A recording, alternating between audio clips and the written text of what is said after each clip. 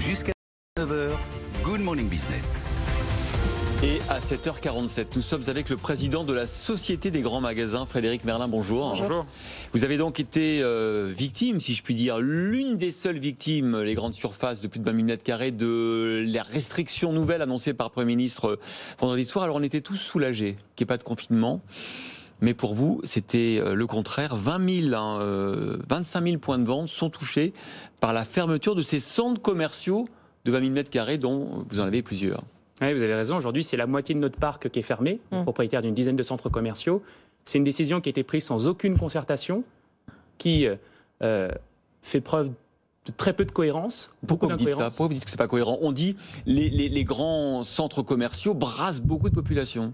La difficulté, c'est la jauge.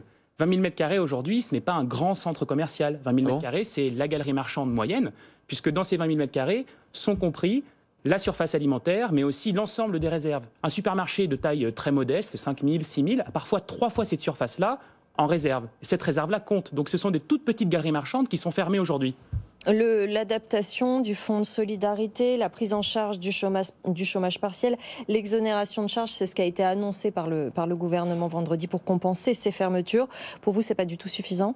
Il est évident qu'on a fait un travail monstrueux pendant l'année 2020 pour aider les plus petits commerçants, pour aider les plus grandes enseignes également.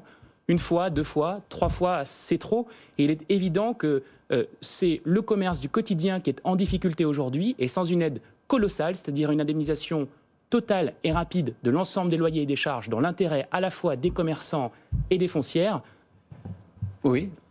On ne s'en sortira pas.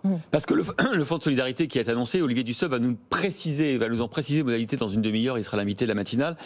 C'est jusqu'à 20% du chiffre d'affaires qui pourrait être remboursé aux commerçants. Mais évidemment, vous êtes le bailleur, vous louez en fait les espaces commerciaux à ces commerçants. Et vous, est-ce que le gouvernement vous a dit de quelle manière il allait vous aider? Aujourd'hui, les bailleurs sont exonérés de tout fonds de solidarité, c'est-à-dire que nous n'avons droit à rien.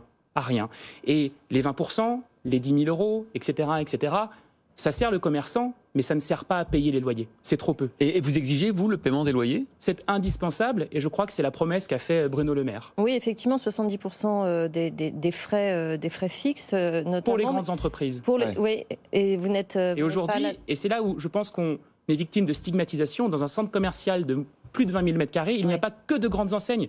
Il y a aussi des coiffeurs, il y a aussi des petits opticiens, il y a aussi des cordonniers. Ils vont devoir fermer les opticiens et les coiffeurs dans vos centres? C'est surprenant, mais nos opticiens vont devoir fermer alors même qu'ils avaient le droit d'ouvrir par dérogation au décret pendant le deuxième confinement. C'est-à-dire que tous les commerces hors alimentaire vont devoir fermer dans les centres? Absolument. Et c'est encore plus choquant de voir que certains de nos commerces qui ont un accès direct sur la rue et qui, entre guillemets, en ce moment souffrent simplement d'une seconde entrée sur la galerie marchande, n'auront même pas le droit d'ouvrir. Est-ce que cette situation met en danger certains de vos centres commerciaux? On rappelle que vous êtes spécialisé dans les centres commerciaux d'hyper-centre-ville.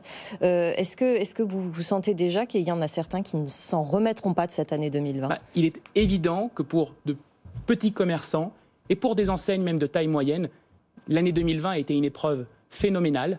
Les soldes et le bilan des soldes pendant ces premières semaines étaient plutôt positifs et c'était le moyen de reconstituer un petit peu de trésorerie. Je crois qu'on a fait tous un travail remarquable en essayant d'aider au maximum justement l'ensemble de ces commerçants. Mais maintenant, il va falloir, entre guillemets, passer aux choses sérieuses parce que sinon, on ne se remettra pas. Qu'est-ce que vous allez pouvoir faire pour eux, pour vos locataires? Est-ce que le dispositif qui avait été mis en place par le gouvernement en fin d'année dernière de crédit d'impôt, est-ce que ça vous concerne? Est-ce que vous l'avez mis en œuvre? Alors, ça nous concerne et ça nous a concernés pour le mois de novembre. Mais aujourd'hui, ce n'est plus suffisant. Ça ne suffira pas.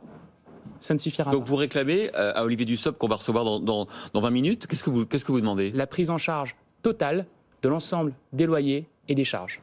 Donc pour que les commerçants puissent vous les verser? Exactement. Et pour que la foncière que nous représentons puisse continuer ses investissements, puisse continuer à investir. Je vous rappelle que l'ADN de la Société des grands magasins, c'est d'acheter des galeries marchandes, des centres commerciaux en hyper-centre-ville, de villes moyennes, souvent modestes, et de croire à la redynamisation de ces actifs. Voilà. Et donc, sans ça, aujourd'hui, c'est l'ensemble de nos investissements qui vont être rendus difficiles. Voilà, on a tous été soulagés un vendredi soir effectivement de ne pas être reconfinés, mais effectivement pour vous, pour tous les commerçants qui sont dans vos centres commerciaux, c'est un vrai reconfinement qui a eu lieu depuis ce week-end, depuis samedi. C'est une terrible épreuve qui manque de cohérence, tant d'un point de vue sanitaire, puisque le centre commercial a quand même la faculté de pouvoir gérer des files d'attente, des sens de circulation, le respect des gestes barrières, du port du masque, et c'est l'ensemble de ces habitudes de consommation qui vont être reportées sur des commerces de centre-ville, dans lesquels, malheureusement, en centre-ville, on ne pourra pas contrôler aussi bien. Dernière question, vous avez vu une forte influence ce week-end dans vos centres commerciaux ? Non, nous qui sommes des centres commerciaux de taille moyenne, on n'a pas connu d'affluence monstrueuse, puisque finalement, l'ensemble des consommateurs ont compris qu'ils allaient pouvoir continuer à aller ailleurs. Merci Frédéric Merlin, président de la Société des grands magasins, d'avoir été avec nous. On va relier vos questions au ministre des Comptes publics qu'on reçoit dans un quart d'heure.